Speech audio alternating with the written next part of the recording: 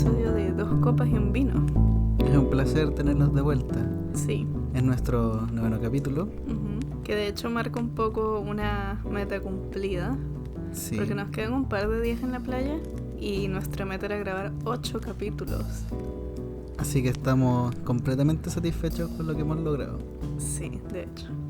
Pero yo creo que hay que hacer un update respecto a lo que fue nuestra experiencia de lo que para ustedes sería la semana pasada con Doña Dominga. Oh, sí. ¿Qué podemos comentar al respecto? Yo me terminé tomando una sola copa anoche, entonces no sé qué real efecto pudo haber tenido en mí. Yo me desperté bien. Sí, nos quedó medio vino. De hecho, yo ayer me terminé tomando... Puta, estaba en la segunda copa. Pero no lo terminaste. No la terminé, la dejé como a 2/3, una cosa así. No, un tercio, que soy imbécil. Ah, bueno, ¿qué fue lo que dije? ¿Por qué razón yo era un imbécil? ¿Cuánto tenías en la copa anoche? Ah, sí, verdad. Y puta, despertar en la mañana fue... Más allá de el vino, yo creo que fue la hora, pero estaba bien, no me sentí afectado por la resaca. No es como que hayamos tomado alcohol médico ni una hueá por el estilo. Así que yo lo consideraría una opción. Sí, una opción para cuando se está en un presupuesto apretado, porque yo creo que el hecho de que nos haya quedado medio vino dice que no fue impresionante. O sea, yo consideré que era tan rico que queríamos que nos durara más, que nos durara hasta el día. Pero si estás en un presupuesto, al menos no te deja mala resaca. Claro, igual con 5 lucas te compré en Doña Dominga unas papitas, algo por el estilo, un snack y piola. Para una noche romántica, ¿no? Sí. Pero ya basta de hablar de esa señora. Vamos a concentrarnos en el vino que estamos tomando hoy día, que hoy estamos tomando un Aliwen Cabernet Sauvignon Cambeneré. Un ensamblaje, si no me equivoco, se llama así. Sí. Creo que sí. Del 2018. Es una variación de un viejo conocido. O sea, como dijimos, estamos dando pasitos de guagua, buscando otras alternativas para tomar. Sí. Y este fue nuestro primer gran jugada y apuesta, porque obvio que es una marca que conocemos. Claro, pero dentro de un estilo de vino que no siempre consumimos. Sí, yo lo encontré muy dulce. Me pasó eso. Sí, para mí está un poco hostigante. De hecho, no sé, será la maña del paladar o algo por el estilo, pero... No es malo, es rico. No, para nada, es rico de hecho. Pero no sé qué tanto puedas tomar de esto sin cansarte. Claro, ese es mi tema. No sé si nos bajaríamos la copa. Ahora puede que nos terminemos la primera y nos volvamos locos. Claro. Pero yo creo que ya podemos dar pie al tema que vamos a tratar hoy día. Que fue una suerte de tema libre porque nos quedan como 3 días de vacaciones y estamos concentrándonos en hacer otras cosas. Y dijimos, ya puta, es un tema que nos interesa conversar y es algo que podemos manejar desde distintos puntos de vista según lo que queramos contar. Sí, de hecho, que es el tema de los videojuegos. Yo creo que llevamos varios podcasts haciendo referencia a Skyrim. Sí. Skyrim lo vamos a dejar para el final del podcast. Don't worry. Como el broche de oro. Claro, viene. Pero un poco hablando de la experiencia que hemos tenido con los videojuegos, porque hemos tenido experiencias muy distintas, a pesar de que los dos somos bastante fanáticos de los videojuegos y nos encanta, y es algo que podemos compartir juntos, lo cual es muy entretenido. De hecho, tengo una polola gamer, XD, DAV, jaja. Pero los dos tenemos experiencias muy distintas y de hecho tendemos a jugar juegos muy distintos, lo cual es interesante porque nos hemos mostrado algo que naturalmente el otro no jugaría, pero lo ha disfrutado.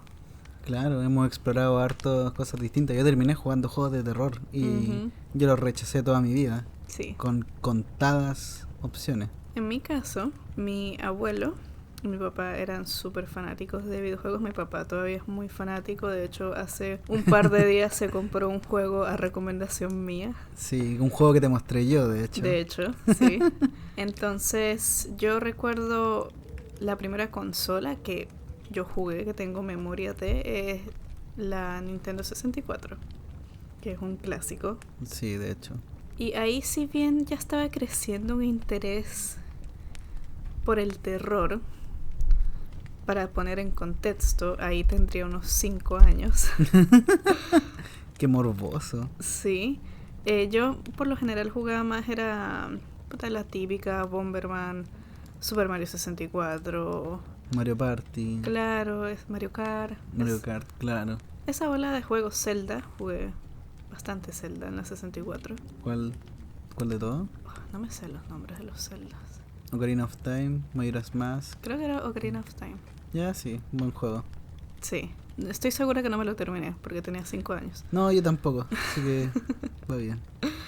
Y lo que yo hacía con ese primer acercamiento a los juegos de terror era que yo me sentaba a ver a jugar a mi abuelo, que le gustaba jugar Resident Evil 2 y Doom. Igual Doom no es tanto de miedo, pero, no, pero sí tiene una imagen fuerte. Claro, y para una niña de 5 años eso era terror. Claro, esos píxeles feitos. Claro. Y yo me sentaba a verlo, pero como que no me atrevía a agarrar el control. Y después vino la GameCube, que yo puedo decir que es mi consola favorita. De la vida. Sí, de hecho. Y ahí empecé a experimentar con otro estilo de juegos, pero un poco también más de lo mismo. Toda la saga de lo que es Mario y los típicos juegos de Nintendo. Claro. Pero también dentro del GameCube hay ciertas como variaciones de esas fórmulas que uno vendría a ser Luigi's Mansion. Oh, sí. Que es un muy buen juego. Es muy entretenido. Sí, por fin Luigi toma protagonismo en la historia. Y es una suerte de medio un terror bien infantil, Mario, claro. Bien caricatura. Pero es un juego súper entretenido. Ese y el Mario Sunshine. Que de hecho son dos juegos que yo nunca había jugado hasta que tú me los mostraste. Sí. Y fueron toda una experiencia. Después voy a comentar un poco más al respecto. Ya. Y con la GameCube fue que por fin me atreví a agarrar el control en el terror. Y fue con Resident Evil 4. Uy, ¿por qué me suena ese juego? Que yo he jugado repetidas veces en mi vida. Bueno, para los que han escuchado varios capítulos saben del día que me mandé 9 horas y media jugando Resident Evil. Que fue una de las mejores decisiones que has tomado en tu vida. Oh, sí. Y también pasaba lo mismo, de que yo me senté por mucho tiempo a ver a mi abuelo jugar y un día simplemente me acuerdo que él estaba intentando matar al boss que aparecen como en estas... ¿cómo se dice? Como en estos containers colgando de la nada. El que tiene como unas tijeras. Claro, en la segunda sí. parte, en el segundo CD del juego. Y él salió a fumarse un cigarro antes de, tú sabes, entrar en la batalla hardcore. Porque sabía lo que se venía y dijo, claro. Ya, necesito estar preparado. Y yo me acuerdo que yo salí y le dije, abuelo, ¿puedo agarrar el control? Ya, sí, mientras me fumo el cigarro, dale. Y intenté matar al monstruo y me acuerdo que me cagué de miedo y grité y solté el control, me mataron. Fue toda una experiencia y cuando regresó mi abuelo de fumar fue como que ya, pero igual es una parte bien avanzada del juego. Vamos a crearte un archivo para ti, para que lo empieces de cero, que es más fácil. Y ahí inició mi journey con el terror. Que aún no termina. Que aún no termina. Y que no parece que vaya a terminar. Oh, no. Después de eso tuve la Wii, que fue entretenida, no una consola muy memorable. Es una experiencia nueva, al final, distinta. Y yo creo que de los juegos más memorables que experimenté ahí fueron Cooking Mama. Cooking Mama. Que era un jueguito de cocina, era muy tierno. Ahí aprendiste a cocinar tan rico, ¿verdad? Obvio, en ese juego. My Sims Pets, porque por fin podía tener un Sims con perritos. A mí me encantan los Sims, tengo un placer muy culposo con los Sims, los encuentro entretenidos y me encantaba la idea de crear una casa para mi mascota. Qué muy entretenido. Sí. Y ahí también experimenté un poco con terror, pero no había mucho. Realmente había un par de juegos de Resident Evil que le habían hecho remaster, básicamente. Claro, los portaron de una consola a otra nomás. Exacto. Y seguía jugando Resident Evil 4. En la Wii. Claro, porque tú podías conectar el los control controles de GameCube. Sí. Hasta que un primo Francisco, si estás escuchando esto, me perdió el primer CD. Y tú no puedes...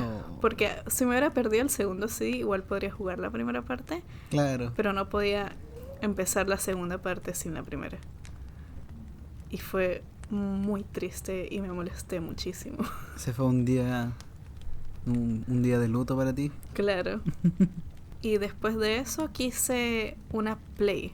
Porque yo tenía primos que habían tenido la Play 2 y la Play 3. Y nunca me dejaron usarla. No me dejaban jugar, pero yo los veía jugar y se veían súper entretenidos los juegos. Eran más adultos los juegos. Sí. Eran más violentos, eran más sangrientos, había mucho terror, había mucha guerra. Y yo dije, yo quiero eso. Sign me in. Sí. Y mi mamá me la regaló un año, así como de esos regalos como... ¿Este es tu regalo de todo el año? Sí. Ya.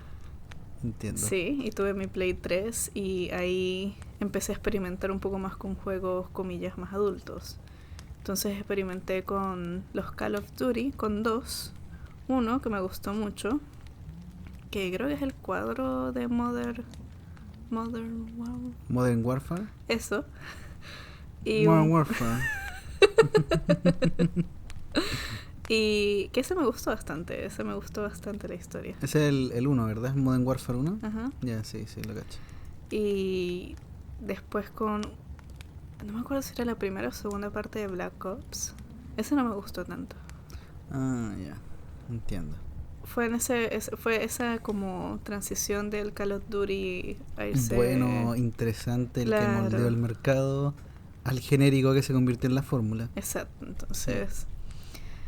Y experimenté más con el terror. Seguí la saga de Resident Evil, pero el 5 y el 6 Nunca no. estuvieron a la altura de títulos anteriores. No, por eso. Entonces fue como que ya piola, entretenido, si es que estaba aburrida, pero nada más allá de eso. Y los juegos que yo puedo destacar de esa época fueron impactantes para mí a nivel de historia. Y uno de esos juegos es The Last of Us. ¿Qué cuántas veces no me has hablado de ese juego? Es un excelente juego. Es una historia muy buena. Y el tema que tiene ese juego es como la relación que entablas con los personajes. Sobre todo con el principal, que es un personaje para nada bueno o malo. Es un personaje muy gris. Uh-huh. Que termina haciendo acciones totalmente motivadas por emociones. No son acciones necesariamente inteligentes o lógicas, simplemente son emociones. Y tú entiendes por qué. Y tú apoyas esa emoción. Entonces es un juego muy intenso, una historia muy intensa de vivir. Qué curioso. Ajá, y me encantaría poder jugarlo o no. Ya no tengo consola Play 3 y solo es exclusivo para la Play, entonces no podemos descargarlo pirata en el computador. No. Pero es un excelente juego. Y entre eso, experimentar con otros títulos. Jugué los Batman Arkham Asylum, que yo no le tenía buena expectativa porque tenía como un estigma sobre cómo eran los juegos de superhéroes, pero son buenos juegos. Sí, de Tienen hecho. un take interesante. Y también juega mucho con, en especial el Arkham Asylum, un poco con la psicología de los pacientes ahí. Y eso lo encontré muy entretenido. ¿Qué nivel de historia? Una temática bien interesante que vamos a revisitar más adelante. Exacto. Y eso entre otros títulos. Me volví a comprar el Resident Evil 4 para la Play 3. Porque obvio. ¿Por qué no lo ibas a hacer? Pues y después yo me mudé con mi mamá, empecé la universidad, ya no tenía consola, dejé mucho los juegos de lado como por año y medio aprox. Y los extrañaba, me hacía falta. Pero por temas de tiempo y que soy medio tonta para la tecnología, que la idea de jugar un juego en mi notebook era muy ajena, porque a mí no me gusta jugar con el teclado, con los comandos del teclado, me parece incómodo. Pero no sabía que existía la posibilidad de conectar un control. Hasta que te conocí a ti, de hecho. Sí, de hecho. Y dejé los juegos muy de lado. ¿Sabes qué es lo curioso? Yo había aprendido a conectar el joystick al computador hacía como, no sé, 7 meses. ¿En serio? Sí, llegué con toda esta información nueva. Yo había rechazado totalmente la idea del joystick y solamente jugaba con teclado. Y me había acostumbrado a jugar con teclado. Pero obviamente hay algunos juegos que son más cómodos con teclado y otros son más cómodos con joystick. Sí, de hecho. Pero bueno, dejé un poco los juegos de lado por año y medio. Y de hecho, hace un año exactamente, en las vacaciones de invierno pasadas, me compré el Outlast en Steam. Y lo jugué con teclado porque era la opción que tenía. Claro. Pero era un poco una búsqueda de querer reencontrarme un poco con los juegos. Tenía tiempo, estaba de vacaciones. Y también una búsqueda en el terror. Porque a mí me encanta el terror. Pero encuentro que el terror en muchos medios está súper quemado y se basa mucho del jumpscare y la fórmula y lo vacío. Realmente no hay historia, no hay trama, no hay construcción de personaje. Simplemente son imágenes fuertes y repentinas. Sí. Y sonidos fuertes.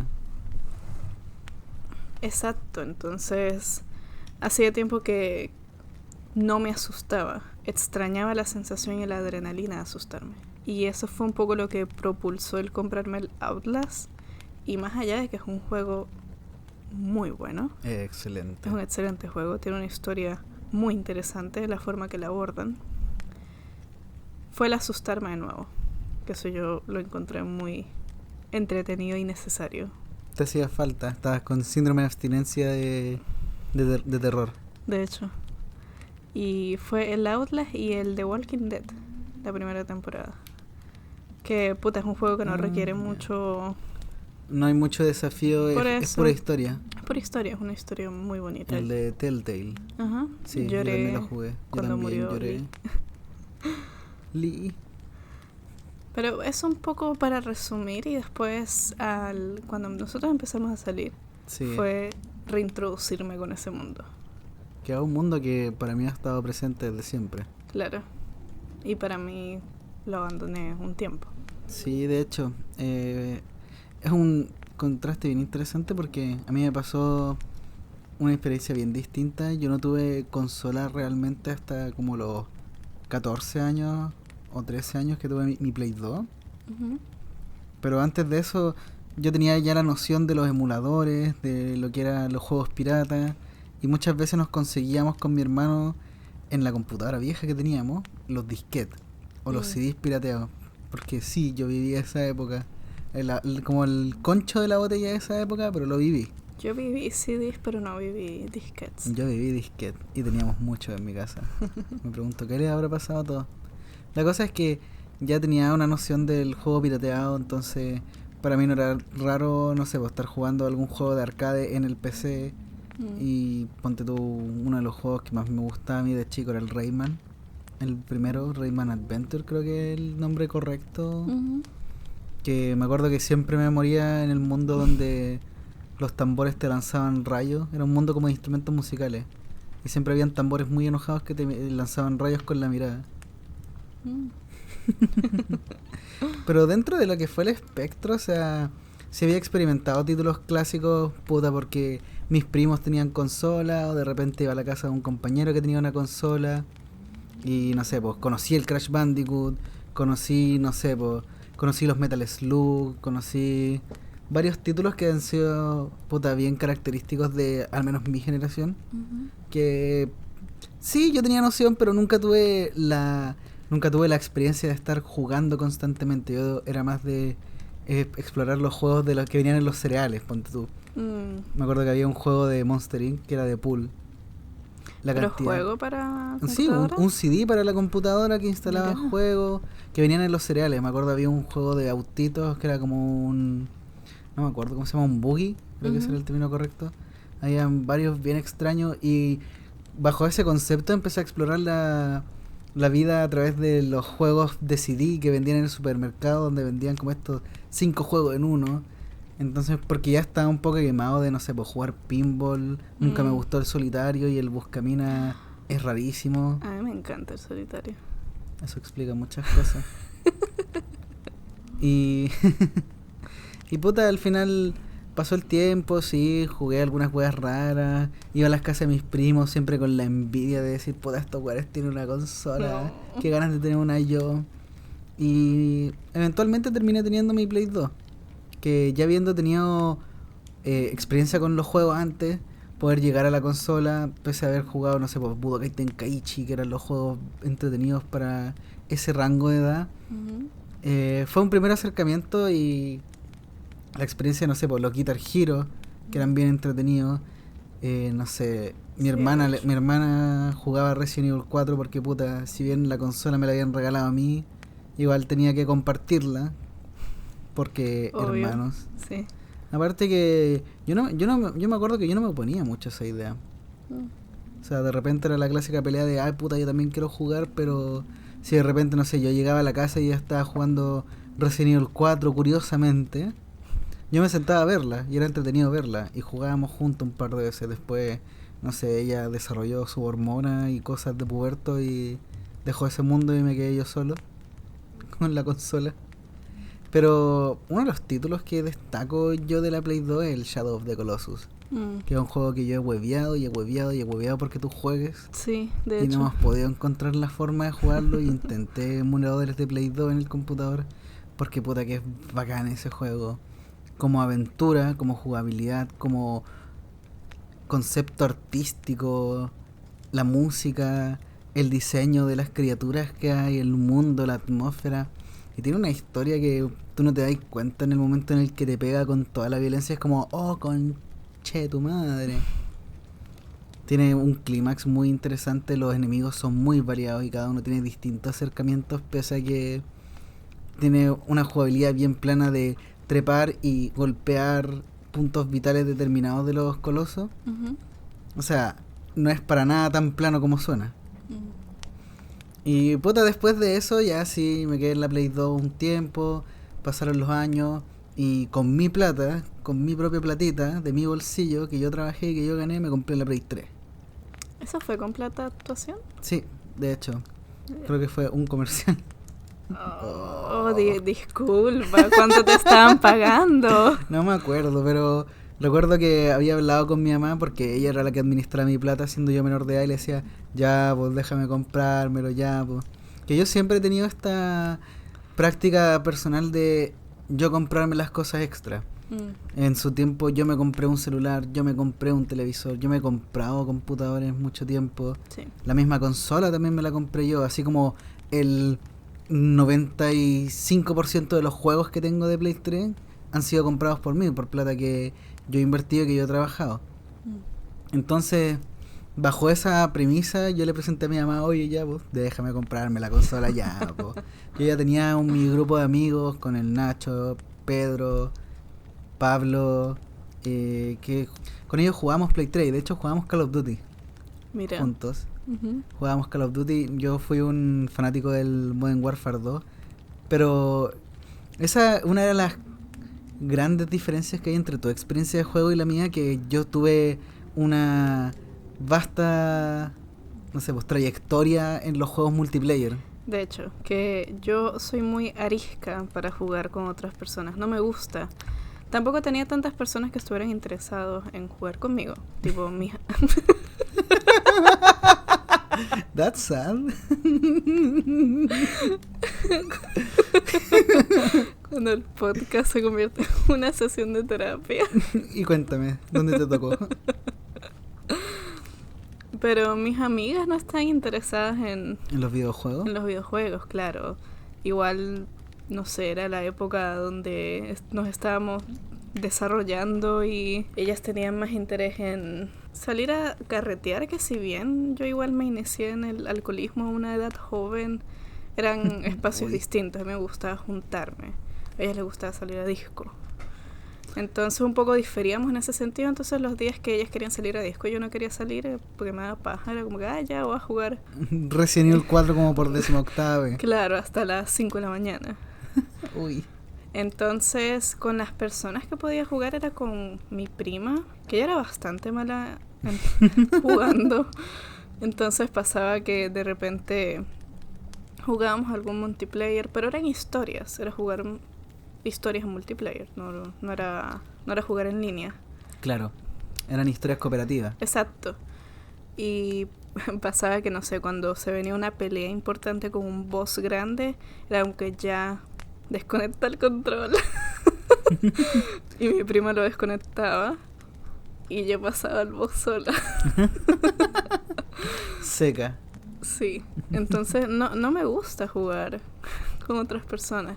A excepciones, no sé, una excepción era mi prima, una excepción ahora eres tú. Pero... Soy una excepción solamente. ¿Está bien? Pero no me gusta jugar con gente. Mañosa. Sí. Sí, por eso. Yo tuve mucha noción de lo que era el multiplayer, del online, de repente jugar con equipos 5 versus 5, alguna mierda por el estilo. Claro. Y puta, yo de partida debo aclarar que si bien jugaba harto Modern Warfare o juegos de ese estilo first person shooters, yo soy malísimo para los shooters.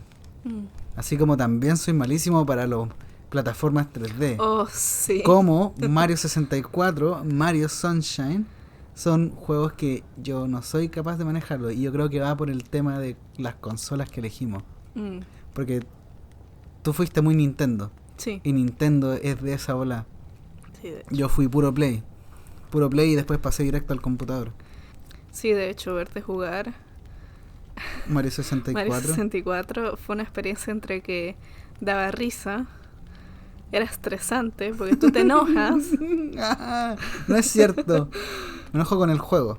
Claro, pero igual. Piece of shit. Y era como, ya, cambiemos el juego, hagamos otra cosa, ¿no? Pero son juegos que yo igual quiero experimentar, aunque sea malo, aunque no se me den, porque a mí me parece una experiencia interesante. Uh-huh. Ahora, si bien me frustro, puta, no es el único juego con el que me frustro realmente, No, y sí sé. voy a retomar esa idea un poco más adelante. Pero eran cosas llamativas y yo tengo noción de la importancia que tuvo dentro de la comunidad de juegos, lo innovador que fue, por ejemplo, el Mario 64.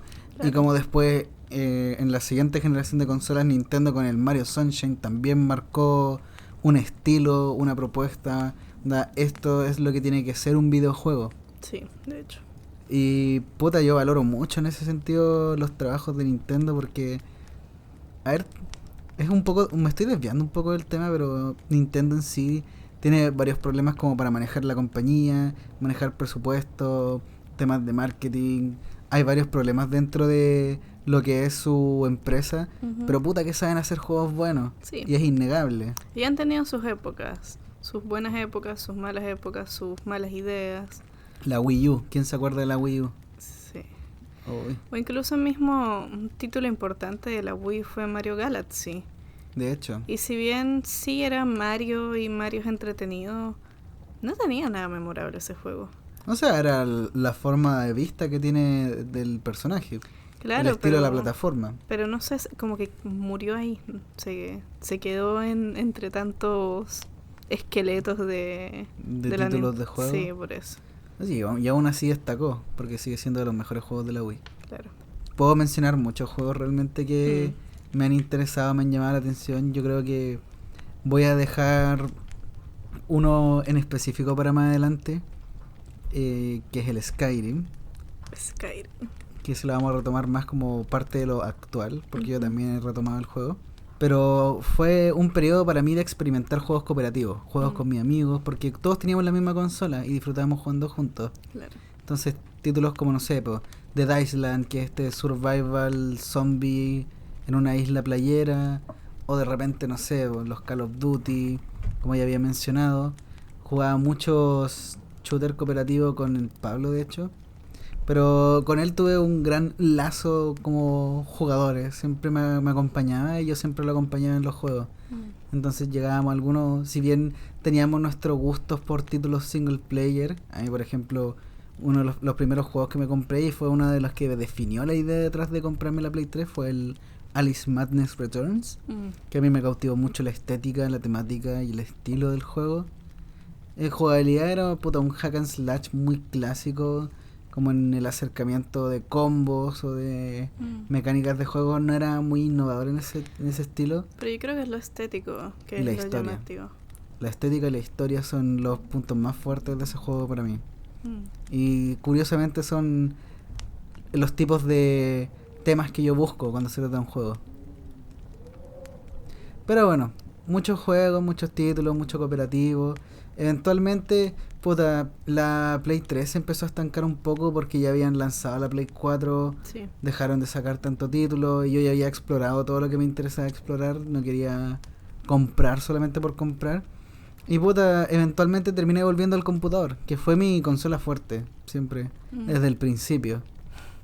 Yo empecé, mi primer juego fue jugar Super Mario en una computadora y hasta el día de hoy sigo jugando en computadora, que me parece muy curioso, de hecho. De hecho.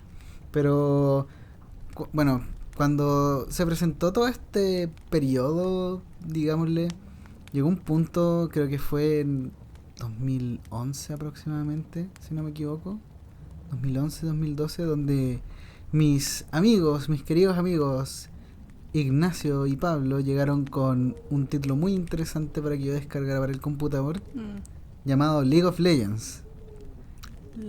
LOL.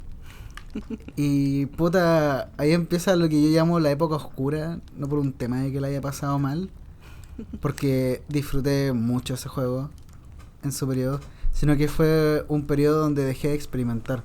Simplemente me centré en ese juego, me centré en el Hearthstone, que es otro juego, que es un juego de cartas de Blizzard. Fue un periodo muy estancado, porque estaba tan involucrado en juegos que eran de constante actualización, de constante reinvención, pero sin una historia, sin una temática. Si bien te puedo decir, no sé, hasta el periodo donde yo estuve bien involucrado en el juego, los personajes tenían historias bien desarrolladas que se conectaban, había todo un mundo que justificaba la interacción entre ellos, y era divertido cuando sacaban un personaje nuevo y era como, se conoce con este, y voy a leer su historia, y de repente sacaban un mega post actualizando todo, y yo era de la persona que se dedicaba a leer toda la historia aparte de jugarlo. Si bien nunca fui un jugador excelente, llegué a un punto donde yo me logré sentir satisfecho, que para las personas que tengan cierta noción, llegué a diamante, que dentro del juego igual es en el periodo donde yo jugaba, es un logro. Si bien no te consideras dentro de los mejores, eres parte, al menos en ese tiempo, del 3% de la base de jugadores. Que eso solamente cabe decir una sola idea, que es que la mayoría de la gente es mala. Y eso yo lo puedo decir con mucha certeza. La mayoría de la gente que juega LOL son malos. Son gente que, no sé, lo toman más como un hobby, se divierten, es más para pasar el rato, no se lo toman muy en serio. Lo triste era encontrarse con personajes que realmente se involucraban en el juego y simplemente eran malos. Y hay todo un tema ahí con respecto a la psicología de la persona, de cuál es el acercamiento hacia el juego, de cómo es tu visión del juego, porque ahí se imparte, dentro de lo que es como el mayor nivel de jugador, un poco el mea culpa, que es el decir, ya, ¿qué cagué yo? ¿Qué hice mal? Porque es un juego de equipo al final. Son 5 personas jugando en pos de derrotar a un equipo enemigo. Entonces, si algo sale mal, siempre el primer acercamiento que uno debía hacer era el cuestionamiento propio. Ya, ¿qué fue lo que cagué yo? Porque dentro de lo que es esa noción, yo creo que algo que se puede aplicar a muchos aspectos de la vida, o sea, la única persona que puedes controlar o que puedes tener cierta noción de acción eres tú. Eres la única persona de la que puedes depender, al menos dentro de esa instancia. Y de muchos. Sí, a eso obviamente. Entramos. Sí, le vamos a dar una vuelta. Una vuelta un poco más larga. Claro. Que de hecho era parte como de el pensamiento dentro del juego. Y sí, yo disfruté mucho el LOL. Yo lo jugué muchísimo tiempo, gasté mucha plata en él, comprando personajes, comprando aspectos estéticos que no cambiaban en nada, pero era porque era divertido y porque me involucré mucho en el juego. Y fueron cerca de, a ver, déjame pensar, fueron cerca de 6 años que jugué. Y eran 6 años constantes, 6 años donde de repente simplemente se pasaban mal. Y varias veces lo dejé por varios periodos, digamos, de, no sé, el mayor tiempo que lo dejé antes de dejarlo definitivamente. Digo definitivamente, de repente juego para jugar con mis amigos, más que nada. Sí. pero el periodo más largo fueron como 6 meses. Y fueron 6 meses los que no jugué y no sé, pues me dediqué a salir más, juntarme con mis amigos, no sé, vi más anime en vez de, no sé, pues la clásica de vi más películas. Yo vi más anime, jugué algunos otros juegos y simplemente no me tomaba en serio el volver hasta que, no sé, llegó el punto donde dije, ya puta, me están invitando hace rato, ya voy a jugar. Ir a jugar y caer de nuevo en el vicio y empezar de nuevo a trasnochar y a dedicarse y puta tener que leer todas las actualizaciones que habían pasado para estar al día con qué mierda, claro, con qué mierda se estaba haciendo en el juego, porque ahí los creadores definen qué personajes son más fuertes, qué estrategias son las mejores y uno tiene que aprenderlas para poder mantenerse a tope en el juego. Tú puedes jugar lo que te gusta, puedes disfrutar y puedes entretenerte, pero para un nivel de juego un poco más dedicado supone que tú tienes que invertirte en aprender las estrategias actuales y en mantenerte dentro de lo que se llama la meta, que el término es Most Efficient Tactical Approach, que ese es lo que uno tenía que seguir para poder tener un éxito dentro de lo que era el juego, un éxito dentro de del lado competitivo, claro, porque cualquiera podía meterse y jugar lo que quisiera en la teoría, porque igual te hueveaban si es que no jugabas lo más fuerte. Y eventualmente lo dejé, o sea, creo que fue el año pasado, que si no me equivoco, como a principios del año pasado, donde definitivamente lo boté y dije, ya puta, este juego no me sirve de nada, me sirve para compartir con mis amigos nada más, no vale la pena seguir involucrándome tanto. No sin decir que me arrepienta de haberme involucrado antes, porque lo pasé la raja, fueron claro, eran muchas otros experiencias. Tiempos. Claro, tenía otras libertades, pues, después de haber pasado 2 años sin haber entrado a la universidad. O sea, tenía la facilidad de dejarme estar y explorar ese juego. Claro. Y puta, junto con ese cierre de el LOL, hay varios otros juegos que empecé a experimentar en computadora por un tema de interés. La parábola de Stanley, me dediqué a rejugar los Portal, que son juegos que a mí me encantan. Sí, son muy buenos juegos, los Portal. Volver también a jugar, no sé, el Okami, que me lo compré de hecho el año pasado para Steam y estuve jugándolo muchísimo. Eso sí no lo llegué a terminar, tristemente. Sí. Pero fue un reencontrarme y el volver a explorar la experiencia del single player, que eso es lo que me ha revivido un poco el interés en los juegos, después de haber pasado tanto periodo estancado. Y en el experimentar historias y ver los videojuegos como un medio audiovisual también. Claro. Explorarlo desde ese punto de vista, ver la historia, ver los personajes. Nunca me he centrado mucho en la jugabilidad, no es algo que me importe, pero puta, si el juego igual es fome, se siente y pocas veces se sostiene por otro aspecto. Entonces eso nos trae un poco más al presente. Hay mucho que me estoy saltando y es por un tema de que puta, hay una duración delimitada del podcast y queremos tratar otros temas. Yo creo que podríamos durar cada uno un podcast entero. De hecho, simplemente hablando de nuestra experiencia. Pero ya volviendo un poco a lo actual, y quiero unir nuestra historia. Yo cuando empecé a salir contigo, yo sabía que te gustaban algunos juegos, pero no tenía idea de la extensión de esa idea. Que a mí me creo que te lo habían mencionado muy a la... Ay, sí, yo jugaba muchos videojuegos antes, ya no juego tanto, me encantaban. Claro. Y ahí murió. Y un poco esa es la frase que uno se escucha de personas genéricas que, no sé, le gusta el FIFA o, no sé, que juegan juegos de deporte y no se involucran más allá, como el clásico shooter de guerra. Claro. El FIFA o el... ¿Cómo se llama la otra franquicia de...? El PES.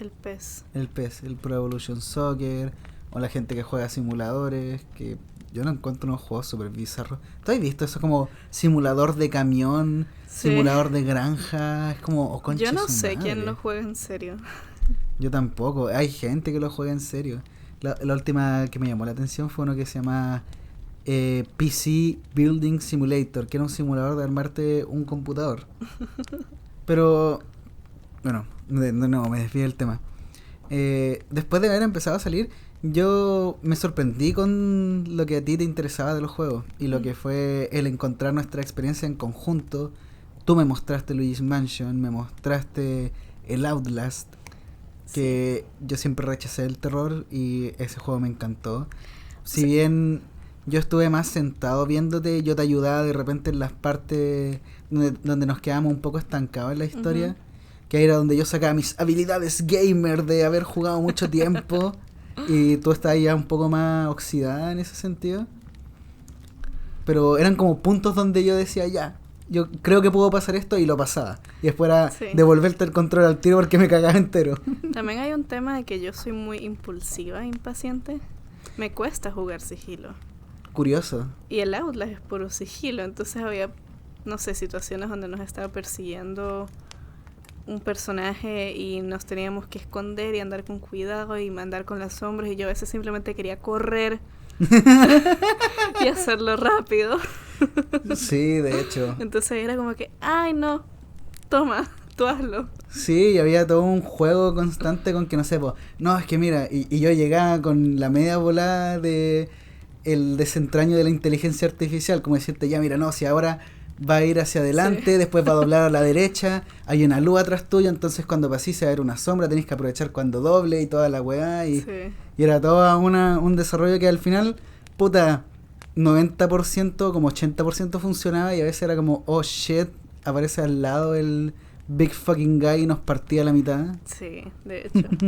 Pero un poco antes de empezar a jugar el Outlast, para mí fue que tú me regalaste los 2 Portals. Sí, el Portal 1 y el Portal 2. Que eso yo creo que fue mi introducción de vuelta realmente al mundo, porque meses anteriores, cuando habíamos empezado a salir, habíamos jugado un par de cosas en tu casa, pero muy piola. ¿Ah, sí? ¿Cómo qué cosa? La parábola de Stanley, me habías mostrado un par de... Ah, es verdad, el Amnesia también te lo había mostrado. El Amnesia, claro, me has mostrado un par de juegos, pero muy piola, como que nada de muy sentarnos a jugar. Claro. Y fue con los Portal, que son muy buenos juegos. A mí me sorprendieron porque no es el tipo de juegos al que yo iría normalmente, claro. Claro. En especial con tu approach al terror. Claro. Que el Portal es más puzzle, plataforma. Sí. Y yo soy muy frustrada y los puzzles me cargan.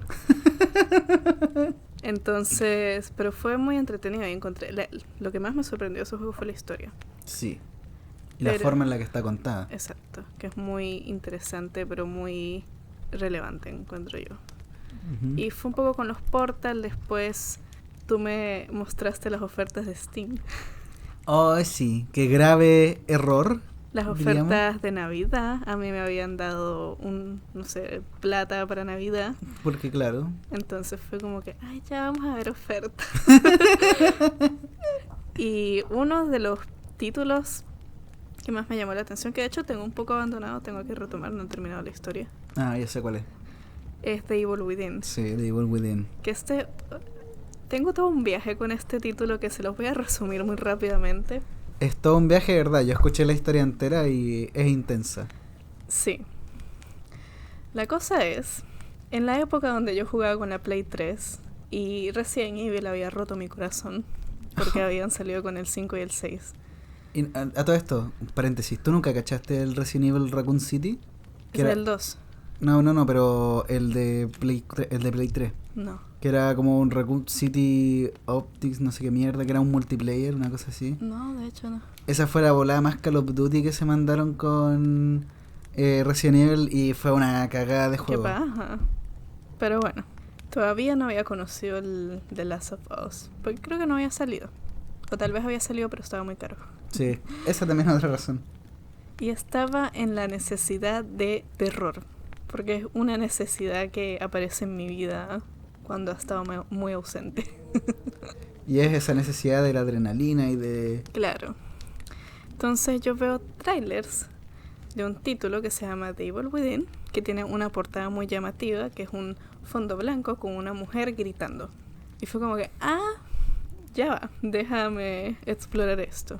Vi los trailers, se veía increíble el juego, me puse a investigar y en mi investigación me di cuenta que el creador de este juego fue un anterior creador creativo para Resident Evil, que se fue de la compañía de Capcom porque se sentía frustrado a nivel creativo porque no lo estaban dejando hacer lo más sádico que podía hacer.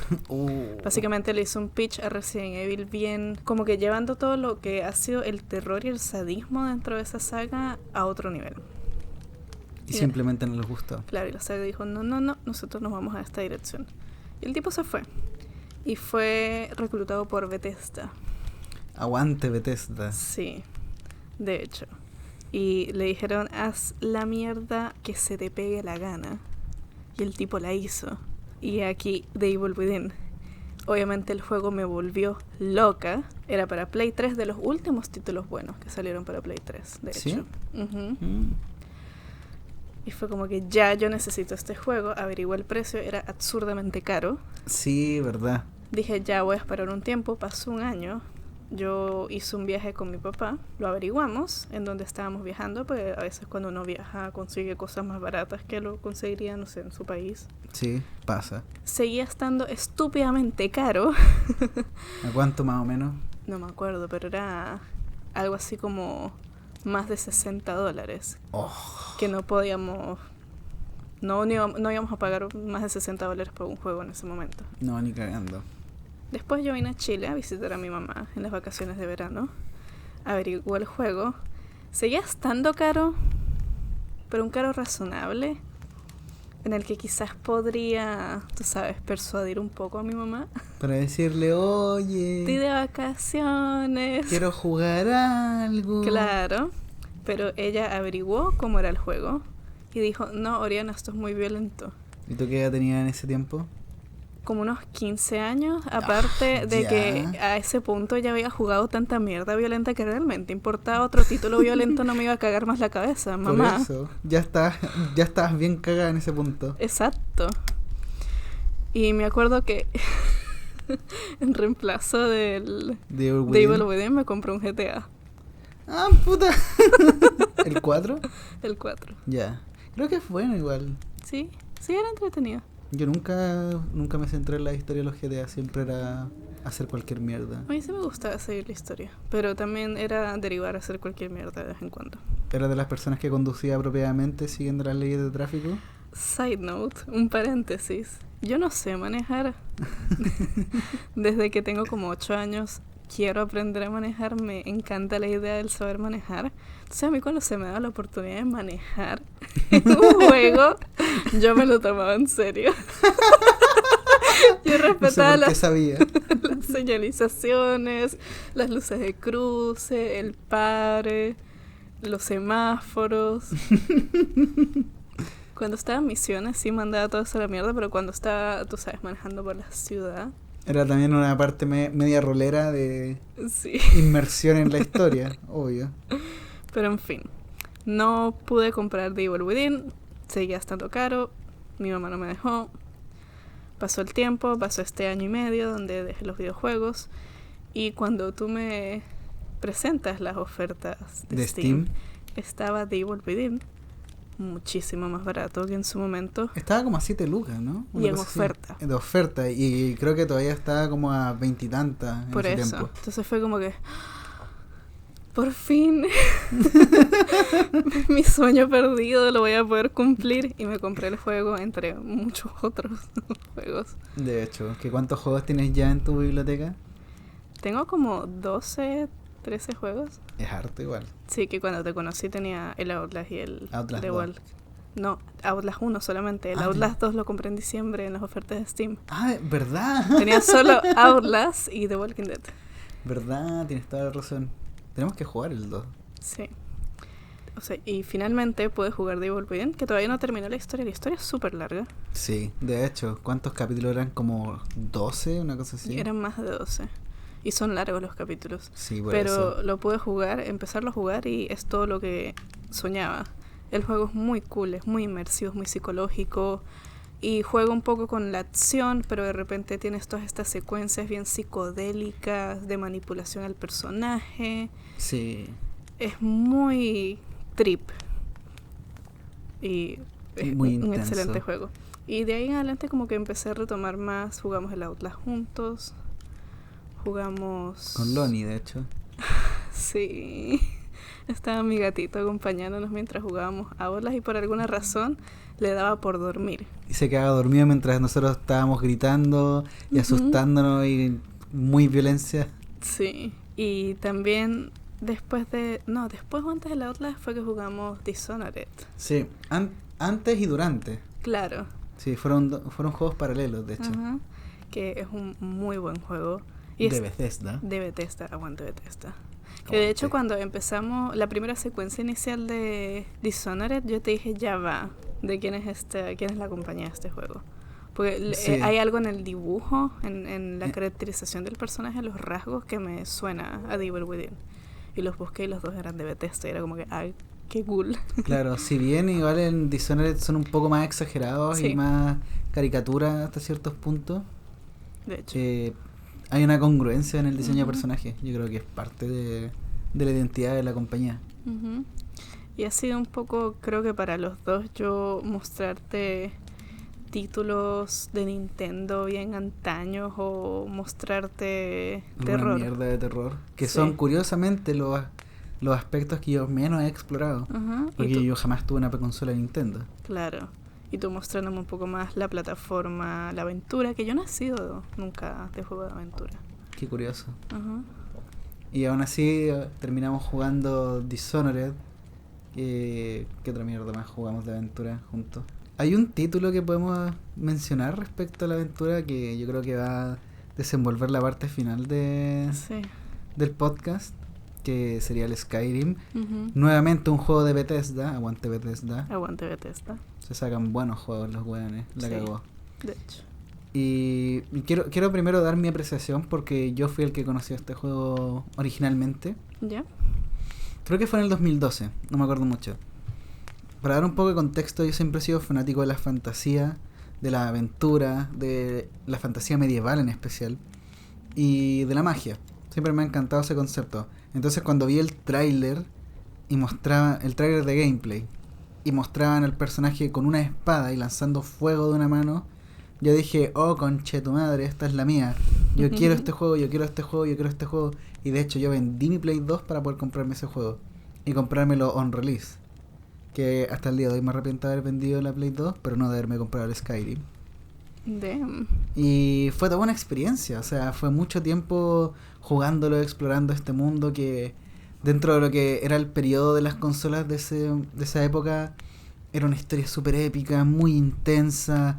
Los personajes eran entretenidos, la atmósfera, la construcción del mundo. Que si bien yo jugué el juego en español coñazo y habían actores de doblaje que de verdad no tenían ganas de trabajar cuando los grabaron, funcionaba súper bien y se entendía y la historia era interesante y todo este mundo y las quests infinitas, que el Skyrim es de esos juegos que realmente nunca te quedas sin quest. No. Puta, después pasó un poco mi dejada del Play 3. Ya me había saturado un poco. Y un día me encontré en las ofertas de Steam. Malditas ofertas de Steam. Y vi que estaba de oferta el Skyrim junto con el Oblivion, que es la precuela. O sea, no sé si es la precuela, es como la historia, el juego anterior. Oh, yeah. Y el Morrowind, que serían el Elder Scrolls 3, 4 y 5, siendo el quinto Skyrim. Y dije, ya, démosle.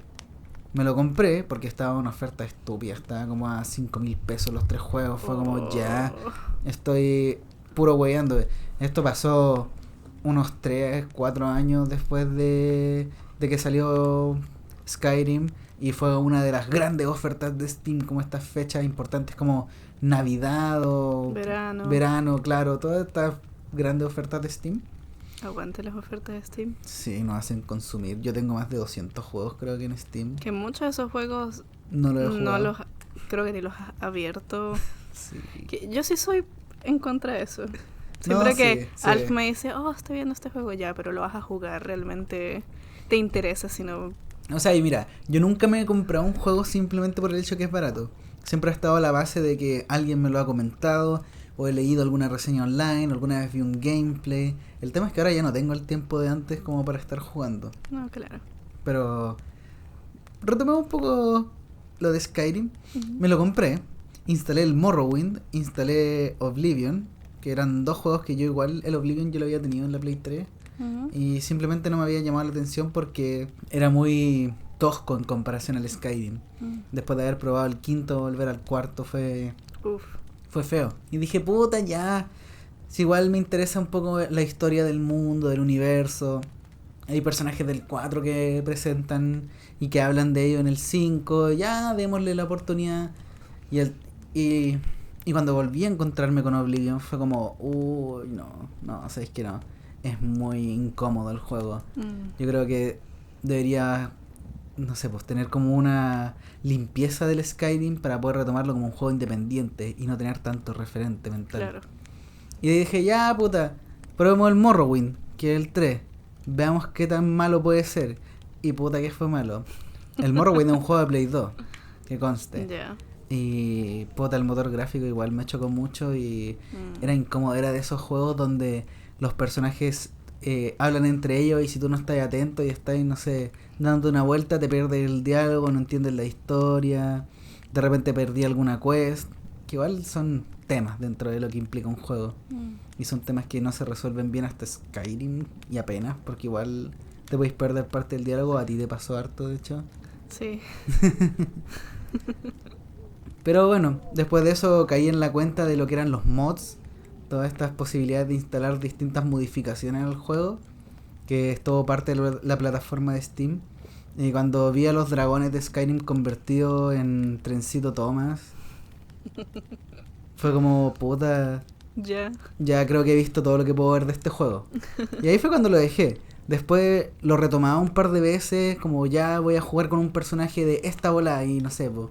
Un día era un arquero de sigilo, el otro era, no sé, po, una hechicera que se concentraba en magia elemental, o sea, fuego, hielo, rayo. O de repente, no sé, po, era un alquimista que tenía toda esta construcción de personaje como elocuente, entonces era mucho de comprar y vender, era como una bola media comerciante. Sí. Y como esa era mi reexploración del juego, más allá de que era la misma historia, era los mismos enfrentamientos, era el acercamiento desde un punto de vista como jugador, porque el juego es súper amplio en cómo puedes construirlo, y de hecho a mí me dieron ganas de hacerme un personaje que se volviera vampiro desde un principio y tener este acercamiento como un villano dentro del mundo. De hecho, que es toda una bola distinta. Sí, y de hecho fue bien interesante reencontrar el Skyrim contigo, porque yo te lo mostré ahora en las vacaciones de Chiripa. Dije, ya puta, si igual me gusta, por último si a Lorena no le gusta, puedo jugar yo un rato. Claro. Dije, voy a instalar el Skyrim en el computador ya que lo tengo en Steam y démosle a ver qué onda. Y un día te dije, oye, ¿queréis probar el Skyrim? Que un poco, para dar contexto, ese día habíamos terminado el Dishonored por segunda vez. Porque el Dishonored tiene 2 finales y queríamos sacar el segundo final. Y fue como que de hecho lo terminamos como en 2 días. De hecho, siendo que la primera vez nos había tomado como una semana, más o menos. Y eso era más que nada porque estaba ahí todo aprendiendo a manejar el personaje. Sí. Y lo terminamos ese día temprano y fue como que ya, ¿qué más hacemos? ¿Quieres jugar a Skyrim? Puta, ya. Y de las primeras cosas que me dijiste fue que tú puedes crear tu personaje, que a mí me gusta mucho, a mí me gusta caracterizar personajes. De hecho, por todo el tema del Sims también. Yo sabía que esa parte te iba a llamar la atención. Yo dije, ya puta, la primera entrada. Claro, la primera media hora de juego que armar el personaje vaya a estar entretenida. Ajá. Empezamos y creo que la segunda pregunta que te hice fue, ¿puedo ser un gato? Sí. Yo te dije, puta, parecido. Que es una raza de personajes que tú puedes ser, que son los callitas, que básicamente son hombres y mujeres gatos. Sí. Como de, ya, voy a ser un gato entonces. Y creé mi personaje de gata, inspirado en mi gatito Lonnie. Sí. Y cuando le fui a poner el nombre fue como, no se me ocurrió el nombre.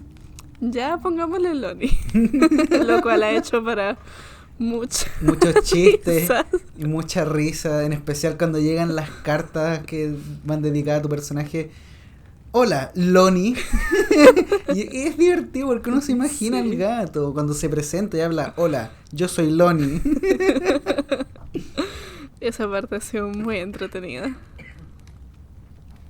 Y conforme íbamos avanzando, sí, al principio obviamente estaba torpe con los controles Sí, y pues. que me distraía cuando tenía que escuchar los diálogos de la historia. Que esos son aspectos del juego que uno no conoce en primera instancia, si es que es la primera vez que jugáis un Elder Scrolls. Claro, pero puta, nos ha tenido todos los días. Desde que te lo mostré. Claro, y era un poco, sí, adentrarnos en la historia, de repente era como que quiero un caballo. Sí. Y averiguando, ya, ¿cuánto cuesta el caballo? Ah, cuesta 1000 de oro, ya juntemos 1000 de oro. Y yo te dije, no, si va a estar en el establo, no te va a seguir todo el rato. Sí, y después seguir la historia principal y después quiero una casa. Y ahí fui yo diciéndote, ya, mira, la casa más barata esta, la más cara esta. Y yo conozco este truco para que te cueste 0 de plata. Uh-huh. Y después fue obtener la casa. Claro. Y después cuando te enteraste que podías tener un perro. Que lo del perro fue un viaje, porque de Sí. mis primeras preguntas también fue, ¿puedo tener mascotas en el juego? Sí. Ya que tengo una casa, ¿por qué no podría tener una mascota? Y averiguamos en internet y resulta que tienes que tener un hijo y ese hijo adopta la mascota, lo cual Bethesda. Bethesda. Aunque igual dirigirte a Skyrim es chistoso. Claro. Skyrim. Bethesda, Elder Scrolls. ¿Por qué no puedo ser una mujer gata, soltera, con un perro y un caballo? Idealmente un gatito. ¿Por qué necesito tener un hijo para poder obtener mis sueños? Arreglen esa mierda para el próximo Elder Scrolls, por favor. Que de hecho ya lo anunciaron. Mostraron un teaser trailer de Elder Scrolls 6. Arréglenlo. Entonces yo dije, puta, no quiero un hijo. Porque en ese momento estaba en la casa chica.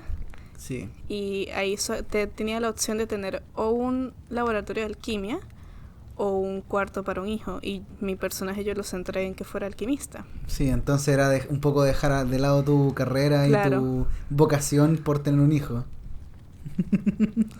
Lo cual no es para nada Alejado de la realidad. claro. Uh-huh.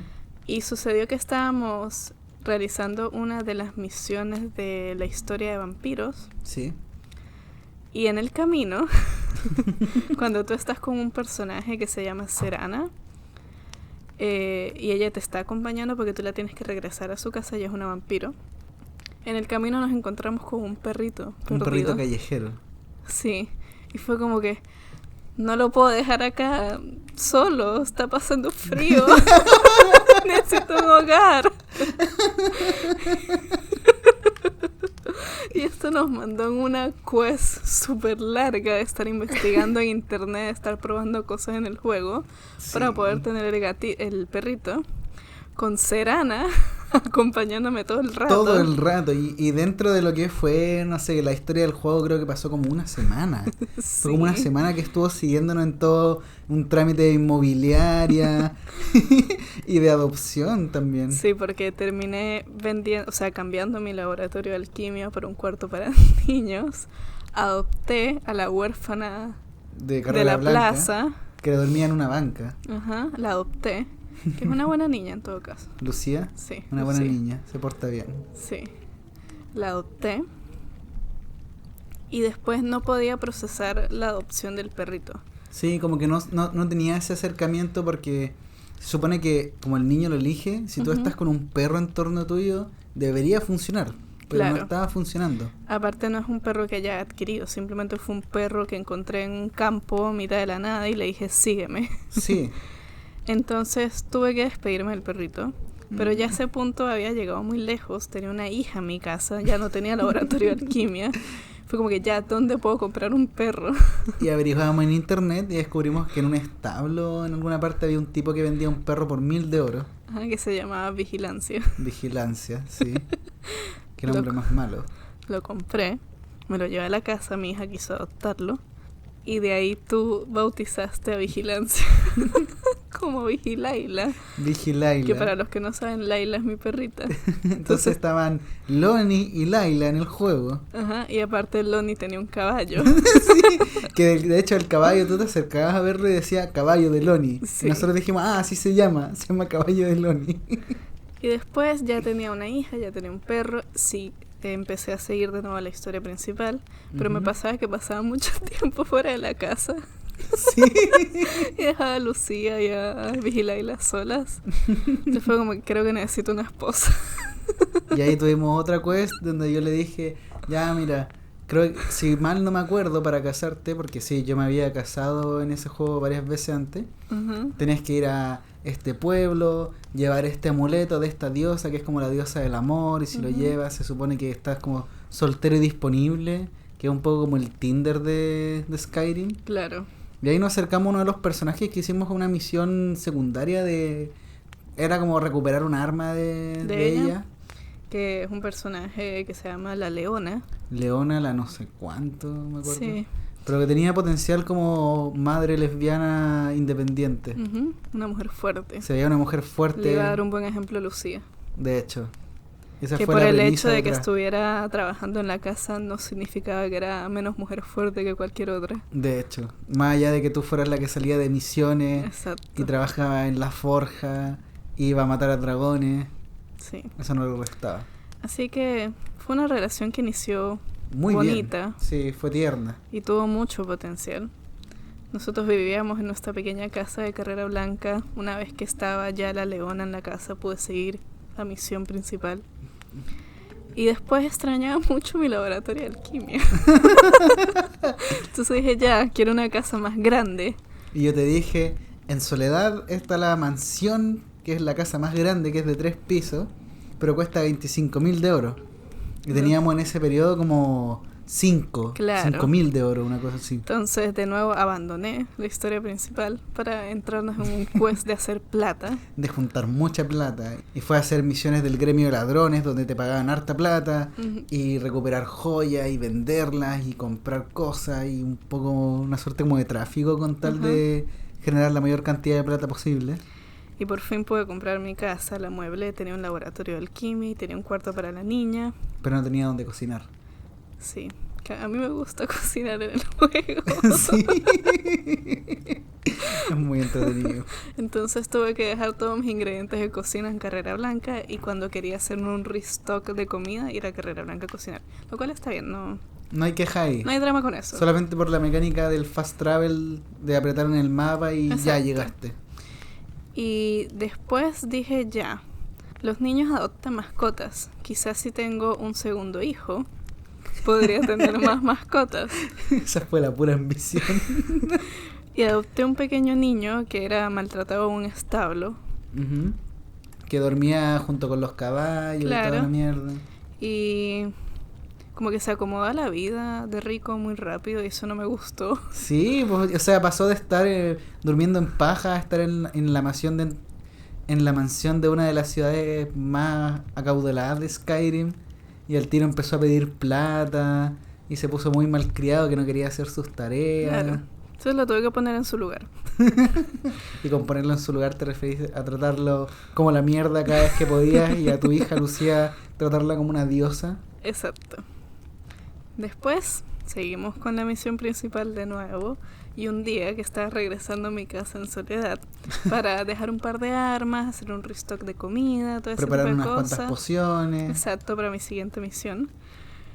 Lo que escucho apenas entro Es a Vigilaila ladrando. Ajá, y a la Leona diciendo el estúpido perro.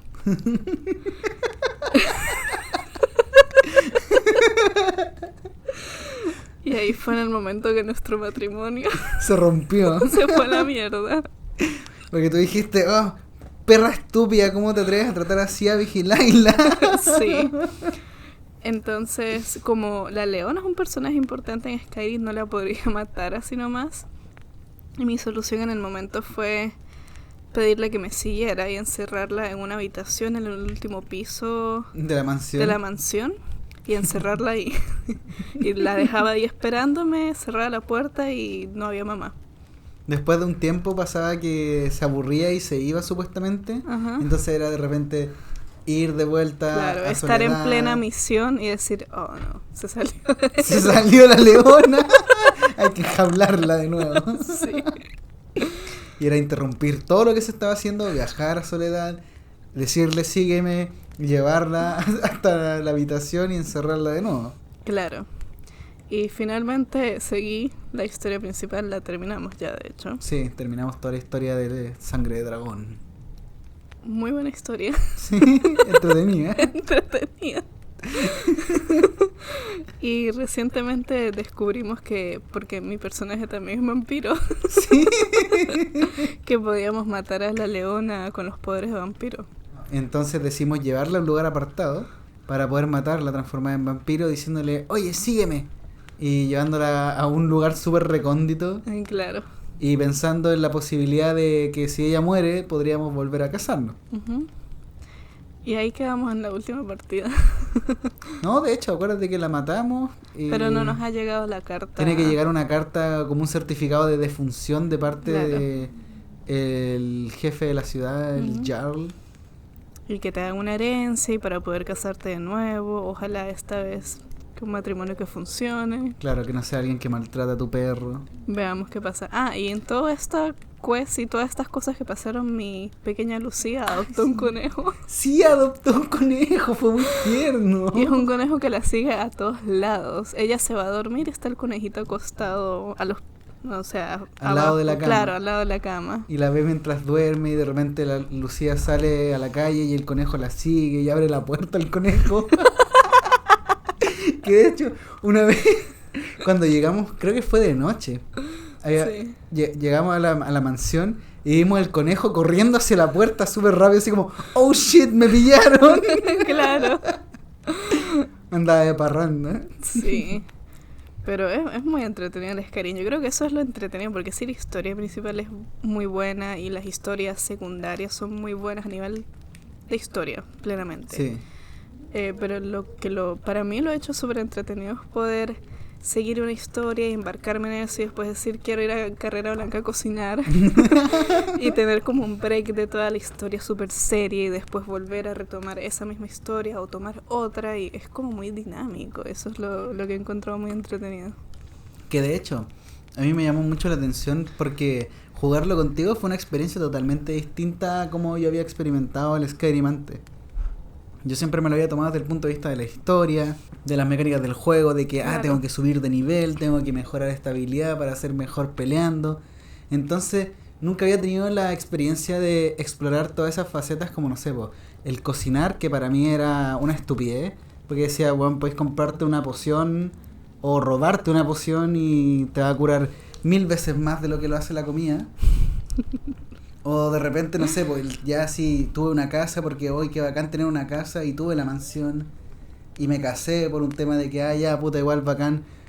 Había averiguado de que cuando te casas tu pareja abre una tienda y después te pueden dar plata. Sí. Entonces fue como, ya tengo una forma de generar plata. Siempre he visto desde un punto de vista súper mecánico del juego. Uh-huh. Pero verlo desde lo que era como la experiencia un poco rolera que tienes tú dentro Sí. del juego. De ir, de cocinar, de que tener esta rutina, de ir a saludar al perro, de que ver a tus hijos. Que yo también había adoptado a Lucía en una partida propia, Uh-huh. pero nunca le di bola, no me interesaba. Yo me concentré en la historia y en mí. Uh-huh.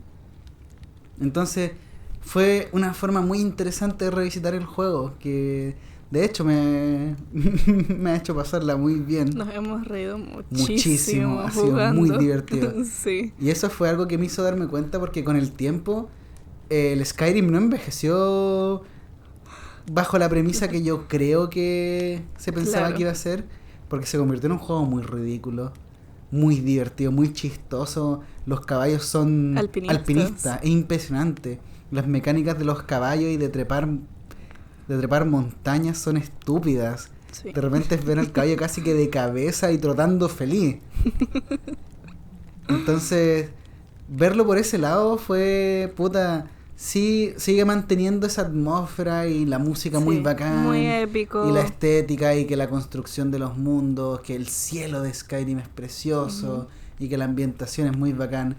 Pero verlo por esa faceta, cagarse de la risa, entretenerse, Sí. vivir esta experiencia tan distinta, puta, fue muy entretenido. Muy entretenido. Y ha sido muy entretenido porque probablemente vamos a terminar este podcast y vamos a seguir jugando Skyrim. Sí, para dar contexto son las 2 de la mañana. Skyrim es la razón por la que hemos tenido el horario tan cambiado. Sí. Ha sido acostarse a las 3, 4, ayer fue a las 5 de la mañana. A las 5 de la mañana. Por quedarnos jugando después de grabar el podcast. Uh-huh. Y entonces, es lo que vamos a hacer al terminar este podcast. Y ha sido muy entretenido. Uno de los... Para dar énfasis en lo ridículo fue que a veces cuando yo regreso a casa mi hija me dice, ¿me has traído algo? Sí.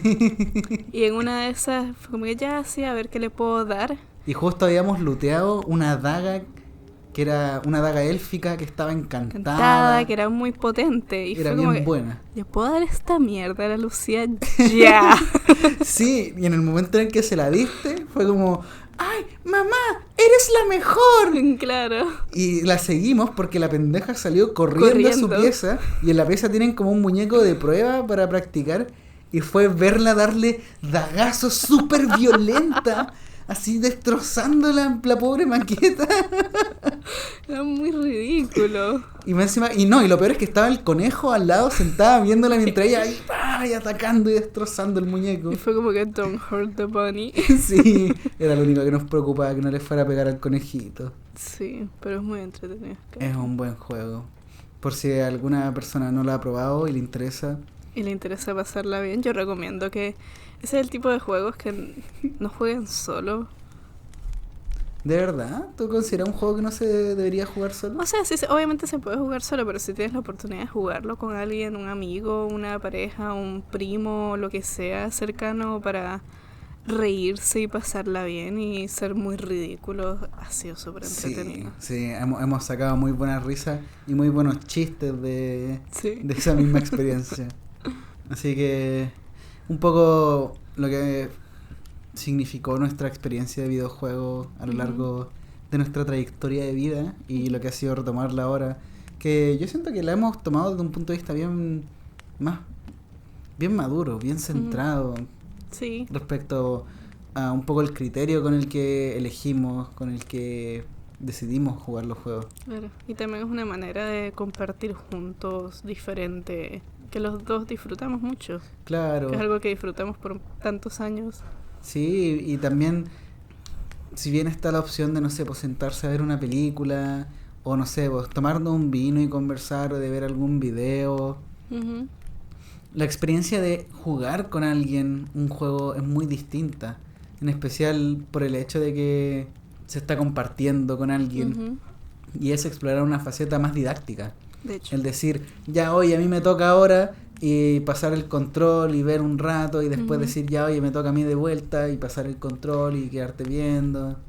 Yo creo que es eso, es el dinamismo, porque por lo menos en el semestre a mí me pasaba que nos juntábamos y era como que te pinta ver una película, te pinta jugar algo, y yo, puta, si nos sentamos a ver algo, probablemente me voy a quedar dormida, porque hoy me levanté temprano y tuve un día de mierda y qué sé yo, pero jugar algo es más didáctico, te mantiene más despierto, más atento. Entonces, si bien ahora en las vacaciones hemos retomado el ver películas, muchísimo más lo que estábamos haciendo. Que ha sido por la libertad de tiempo, en verdad. Sí, y un poco también motivado por el podcast. Sí. Pero el sentarse a jugar es muy entretenido, muy didáctico. Sí, es toda una experiencia para compartir, así que si tienen alguna persona especial en sus vidas con la que quieran compartir, busquen algún juego de mierda, siéntense y compártanlo. Y es el buscar algo que sea entretenido para los dos. Quizás los títulos que tú estás acostumbrado a jugar no son para los dos, pero se puede encontrar algo. Sí, siempre hay algo que se puede compartir. Sí, de hecho. Pero ya dejando un poco de lado el tema y dando un poco el cierre al podcast, yo creo que ya podemos empezar a hablar de la película. Para dar un poco de contexto, está nada relacionado con la temática del podcast. Yo creo que eso es un staple. Un staple, claro, algo ya común en nuestras grabaciones. Simplemente la mierda que vimos es de lo que hablamos y chao. Sí. Por mí está bien. Por mí también. La película de hoy, no sé qué tanto podemos decir que no se haya dicho de esta película. Que de hecho fue una de las primeras cosas que yo te dije cuando la terminamos. Sí. Es un clásico, es una excelente película. Esta es una de mis películas favoritas. Y una película que yo nunca había visto. Y una de las películas que me hizo querer estudiar cine. De verdad. Porque fue un poco el meterme en la bola de cómo se hizo esta película y ver los detrás de escenas y a sentarme a averiguar de la película y todo este mundo creado y cómo se podía mostrar historias tan crudas a través del cine. Fue como irme en esa volada. Que es toda la bola del cine al final. Sí, por eso. Que la película es El silencio de los inocentes. O The Silence of the Lambs. Uh-huh. Yo quiero empezar porque yo no había tenido nunca la experiencia de ver esta película. Sí. Y sí, me encanta hablar a mí. Déjenme ser. Yo cuando terminó la película, lo primero que te dije fue... ¿Qué te puedo decir? Sé que la película es buena. Sí. Yo lo primero que pensé fue, puta, ya, esta wea es de las más referenciadas dentro de lo que es la carrera o dentro de lo que es el cine en general, el entender lo que es la producción de un film de ese calibre y el impacto que tuvo. Una película muy buena. Uh-huh. Yo no siento que podría dar una apreciación más allá de eso, o sea, ya se ha dicho tanto. Claro, y que tampoco, yo creo que para mí era mostrarte una de mis películas favoritas porque desde hace tiempo que te estaba molestando con que viéramos El silencio de los inocentes. Sí, de hecho. Entonces, y junto con El ladrón de bicicleta.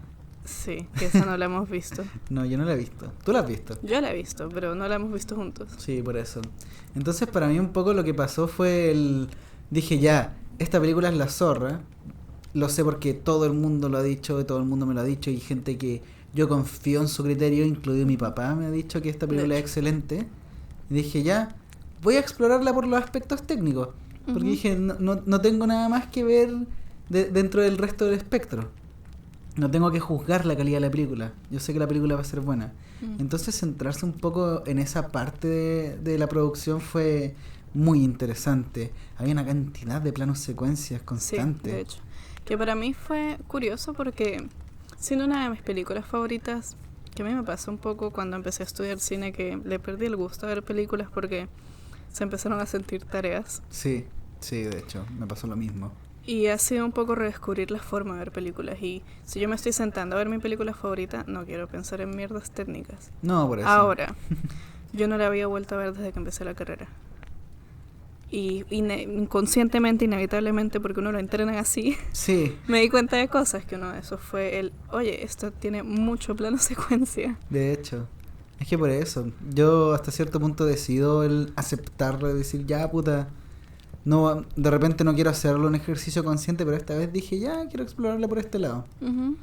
Y puta, los personajes Sí. son increíbles, son realmente excelentes.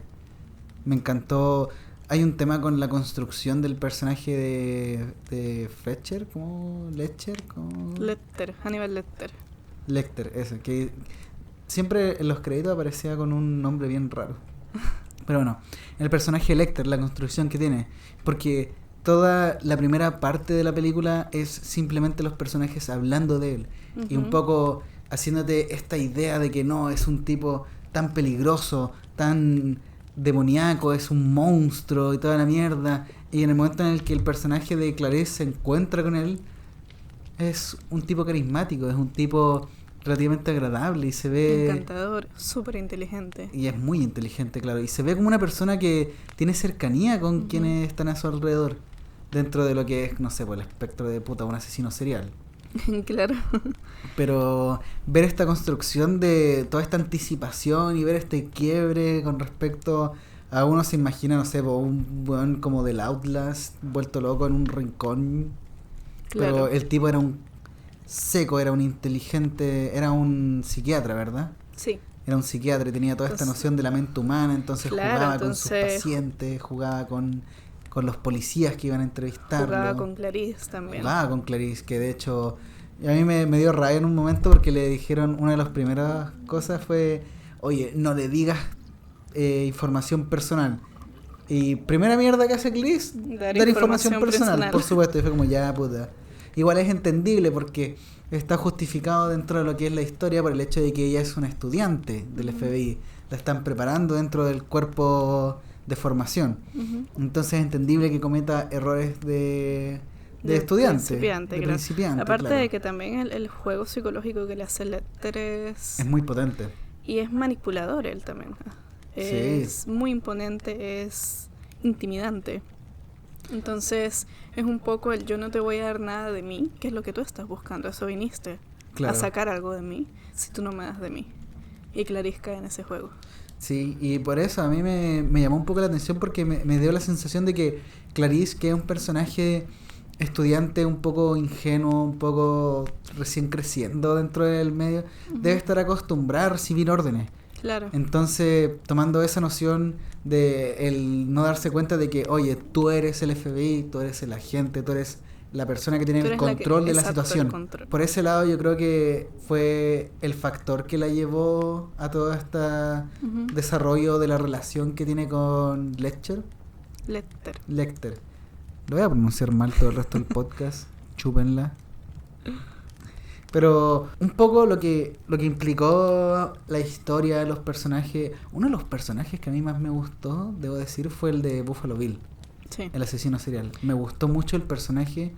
Y no por un tema tanto de que haya sido un tipo tan interesante como Hannibal y tan carismático. Claro. Aparte que como es el main focus de la trama como antagonista, no se le puede dar tanto protagonismo si es que se le quiere mantener un poco el misterio y el suspenso. Sino más que nada me gustó por el contraste, que yo te lo comenté de hecho. Sí. El contraste que generaba con Lecter. Estoy aprendiendo. El contraste que generaba con Lecter, que era un poco en el acercamiento, en las técnicas que eran un poco influenciados uno por el otro. Sí. Pero cómo se dio toda la historia, las temáticas que tratan, que son súper crudas y muy potentes. Aparte un aspecto súper interesante encuentro yo, a pesar, sí, el hecho de que Lecter sea psicólogo, pero también un psicópata estudiando otro psicópata. Eso es un concepto que a mí me parece súper interesante y me gusta cómo lo exploran en esta película, porque Lecter sabe de lo que está hablando, más allá de un nivel psicológico estudiado. Exacto. Es el saber lo que es ser un psicópata y ser una persona que está... ¿Qué es lo que te motiva a hacer estas acciones finalmente? Claro. Y eso es lo que le da el acercamiento tan completo al personaje de Buffalo Bill, porque tiene esta noción del entendimiento psicológico detrás, entonces puedes desentrañarlo desde un punto de vista más mental, pero de la esencia, de lo visceral, el acercamiento al instinto y al approach de un asesino serial, de la búsqueda de la morbosidad, de la sangre, el desquite, qué es lo que lo satisface, cuál es la necesidad que lo busca. Sí. Son todos aspectos muy, muy potentes. De hecho. Y también destacar mucho las actuaciones, porque esta película tiene un elenco increíble. Sí, Anthony Hopkins, seco. Sí, muy seco. Porque para algo importante, porque claro, está toda esta anticipación que tú mencionas sobre el personaje de Lecter y te ponen la vara alta. De hecho. Y si Hopkins no hubiera deliberado de la forma en la que la hizo, hubiera caído la película en los primeros, 30 minutos. Sí, y no habría sido el mismo resultado. No habría sido la misma construcción de tensión y del personaje. Y también Jodie Foster, que interpreta el personaje de Clarice. Me encanta el acento que tiene. Sí, me encanta. Es tierno. Llega a ser tierno. Que un comentario que yo te hice fue: esta es una buena representación de una mujer fuerte y vulnerable. Sí. Que por ser el hecho de que es una agente del FBI, es una mujer que... está empoderada. Claro, por muy meme que suene, sí. La frase, puta, es que es desvalorizada por... Sí, por tanta mierda. Por tanta gente. Podríamos hacer un podcast sobre... Uy. Pero bueno. Anyways, sin perder el hecho de que ella es estudiante, de que ella es joven, de que ella está aprendiendo, de que también está lidiando con un tema que es muy vulnerable para cualquier mujer. El meterte en la cabeza de un asesino serial que destroza mujeres me imagino una experiencia muy intensa el tener. Oye, un pequeño disclaimer, tuvimos un leve problema técnico porque el computador de Oriana se quedó sin memoria e interrumpió la grabación del podcast. Lo cual fueron 20 minutos muy estresantes. De pensar, oh fuck, perdimos la mitad, oh fuck. Sí, y por suerte el programa me dejó recuperar el archivo. Sí, por suerte. Así que... Fue respaldar unos cuantos documentos, algunos un par videos. De proyectos, sí. Y chao. Aquí estamos. Así que... ¿De qué estábamos hablando? ¿Tú te acuerdas bien? 1000 disculpas por el cambio de ritmo, pero estábamos hablando de Jodie Foster y su interpretación de Clarice. De Clarice. Sí, Clarice. Bueno, no sé hasta qué punto llegamos con nuestra apreciación de Clarice, pero es un buen personaje. Sí. Yo te había dicho me gustaba mucho su acento. Sí, de hecho. Y un aspecto que de hecho me gusta harto del personaje de Clarice es como... Si bien tiene todo este trasfondo medio trágico y tiene esta historia de superación y de seguir adelante, el personaje de ella es muy talentoso y tiene mucho potencial dentro de lo que es la misma historia, porque yo siento que hasta cierto punto es por eso mismo, por lo que la eligen para involucrarse con el caso de Hannibal. De hecho, ella se forjó su futuro sola, sin ayuda de... O sea, obviamente personas la ayudan en el camino, pero... Dentro de lo que es la real concepción de tu propio camino. Ella es una persona que siempre fue muy independiente y... Y fue por necesidad, de claro. hecho. Por como te lo cuentan en la historia. Es bien intenso. Todo su trasfondo y su superación y su miedo. Que de hecho yo nunca había caído en cuenta del por qué... El título de la película también, que ese es un factor muy llamativo. Que eso fue algo que yo te comenté. A mí me encanta el título de la película porque no es explicativo. Es simbólico. Claro, es simbólico. Tú tienes que llegar a un punto bastante avanzado de la película para entender por qué la referencia al título. Claro. Y yo encuentro eso una elección muy buena y muy inteligente, porque un título de una película la puede potenciar o te la puede cagar si es que es demasiado expositivo. Claro, muchas veces puede uno cometer el error de contarte la historia en el título. Sí, por eso. Tiende a ser problemático, en especial por lo que hemos visto en...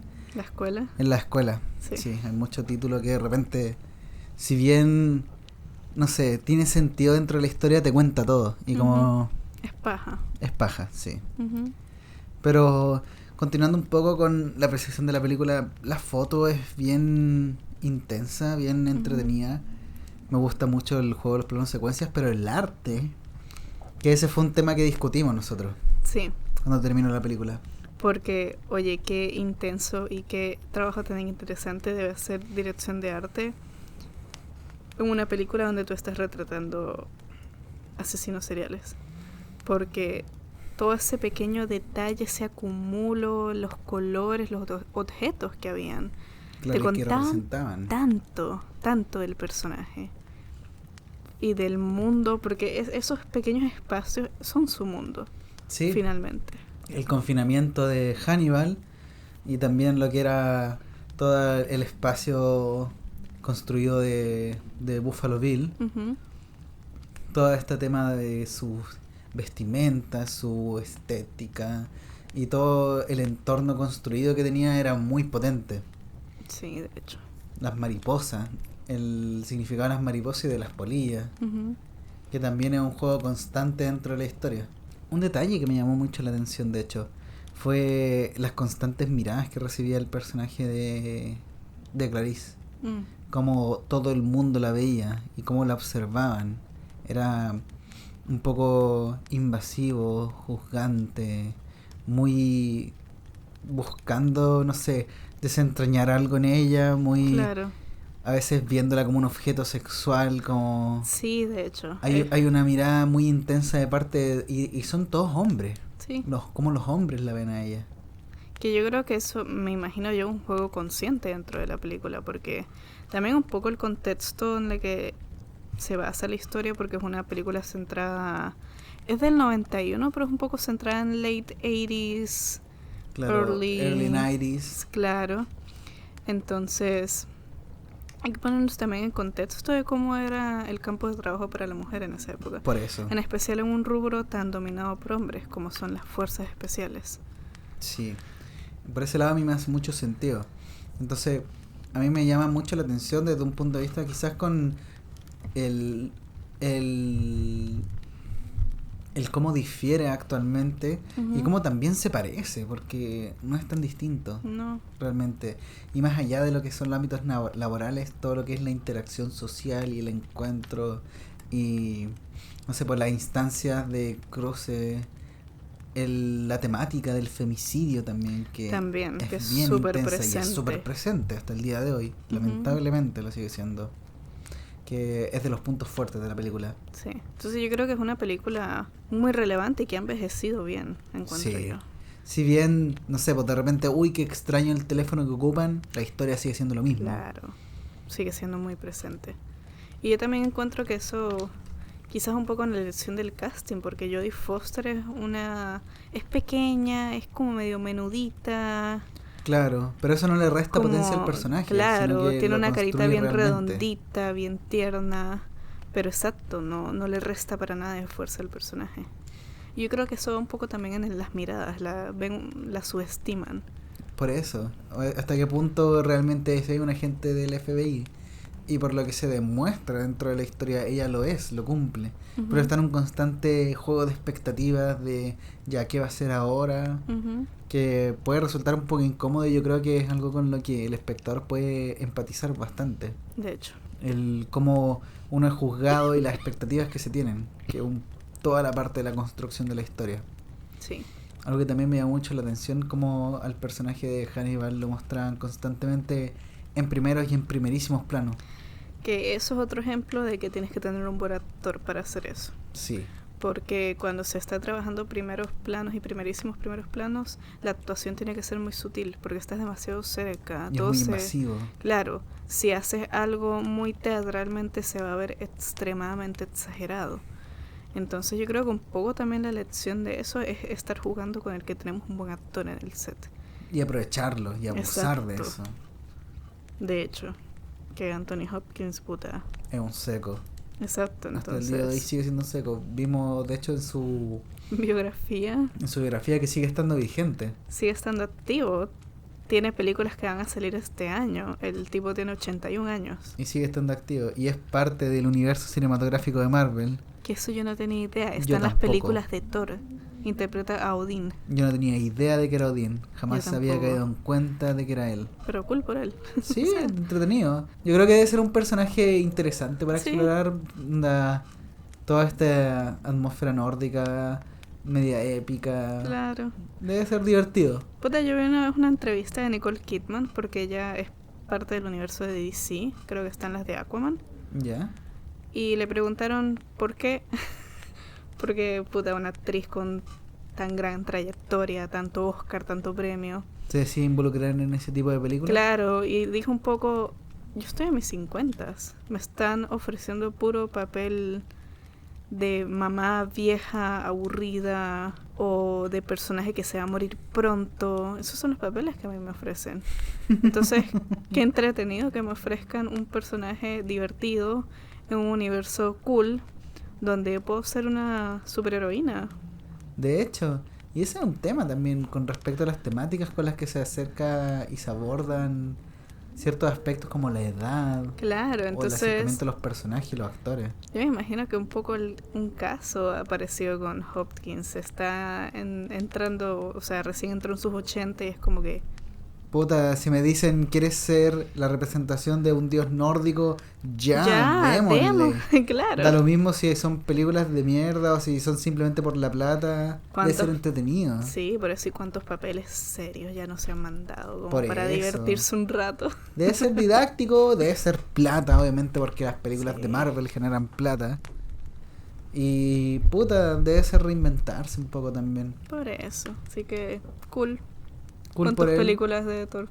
De hecho, yo creo que me da una intención para revisitarlo y prestarle más detalle y decir, así que este tipo se come la gente viva. Claro. Pero bueno, yo creo que ya podemos ir dando un cierre al podcast.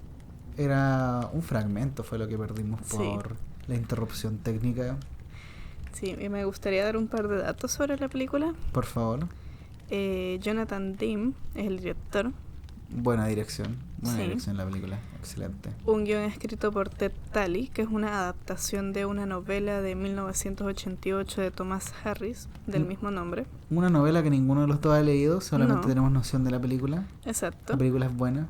Que de Cool. hecho se hizo antes una... Esta no es la primera versión de la historia. No, sí, pues. Había una que grabaron en el 86. Claro. Sí. Pero no funcionó tan bien y después se hizo El silencio de los inocentes, que puta. Resultó ser excelente. Exacto. Y algo que yo encontré muy loco y muy curioso, y quiero dar ese dato freak aparte, obviamente darle un shout out A toda la gente que trabajó en la película. que es imposible darle un shout out a toda la gente que trabajó en la película, pero Si no, estaríamos acá 2 horas de podcast. exacto. El hecho de que el presupuesto de la película fue de 19 millones ¿Qué? solamente, que es súper poco. Sí, dentro de lo que es el cine comercial norteamericano es súper poco. Es muy poco y tuvo un retorno de 272.7 millones de dólares. O sea, fue una ganancia obscena. Absurda. Fue casi el 200%, Ajá. quizás más. Mucha plata. Entonces, es una gran película, Una gran producción. una gran producción, un gran trabajo, una gran historia. Ujú. Y puta, Es un clásico. Si no lo han visitado, tienen que visitarlo.